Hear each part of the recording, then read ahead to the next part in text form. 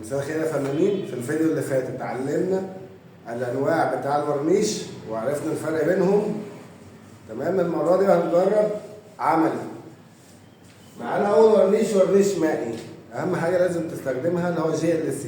اي ورنيش او اي حاجه تشتغل بيها، سكان ابيض بلاستيك او اي حاجه، او سكان ورنيش GLC. تمام. ده الورنيش. نحط كده ده كده كتير قوي، ننزل شويه. لازم نكون مخففينه بميه عشان القماش يمتصه. القماش بتاع التوال لازم يمتصه عشان هما الاثنين يبقوا واحد، القماش والورنيش. احنا بنحط ورنيش عشان يحافظ على التوال انه يقعد معانا عمر طويل.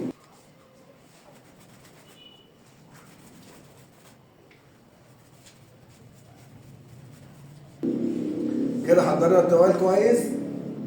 هنختار لوحه نرسمها، ولو انتوا حابين لوحه جديده او حابين منظر طبيعي عايزين ترسموه ممكن تبعتهولي، ولو حلو اقدر اعمله.